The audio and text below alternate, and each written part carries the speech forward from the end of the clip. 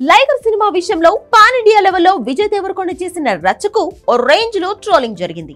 ఒకవేళ ఆ cinema hit అయి ఉంటే ఈ పాటికే పాన్ ఇండియా హీరోగా సెటిల్ అయిపోయేవాడు రౌడీ.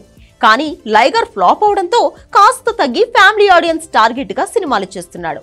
ఖుషీ సినిమాతో పర్వాలేదనిపించిన విజయ్ దేవరకొండ ఫ్యామిలీ స్టార్ తో అయినా సాలిడ్ హిట్ కొడతాడని ఫ్యాన్స్ భావించారు.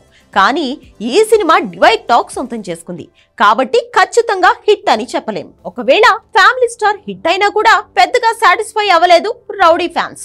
దీంతో విజయ్ దేవరకొండకు సాలిడ్ హిట్ ఇచ్చే డైరెక్టర్ ఎవరు అనే చర్చ జరుగుతోంది. ఫ్యామిలీ స్టార్ తర్వాత గౌతమ్ తిన్ననూరితో ఓ సినిమా కమిట్ అయ్యాడు విజయ్. అయితే ఈ ప్రాజెక్ట్ రామ్ చరణ్ దగ్గర నుంచి విజయ్ దగ్గరకు వచ్చింది. ఫ్యామిలీ స్టార్ కూడా నాగ చైతన్య నుంచి రౌడీ దగ్గరకు వచ్చింది. దీంతో గౌతమ్ సినిమాపై కూడా అనుమానాలు ఉన్నాయి.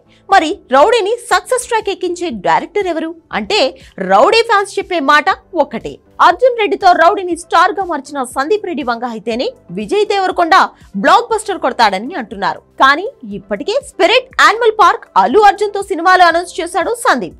కాబట్టి ఇప్పట్లో ఈ కాంబో సెట్ అవ్వదు. పోనీ సుకుమార్ అనౌన్స్ చేసిన ప్రాజెక్ట్ అయినా ఉందా అంటే రీసెంట్ గానే రామ్ చరణ్ తో సినిమా అనౌన్స్ చేశాడు సుక్కు. మరి నెక్స్ట్ రౌడీ సినిమాల పరిస్థితి ఏంటి? సాలిడ్ హిట్ ఇచ్చే దర్శకుడెవరో చూడాలి.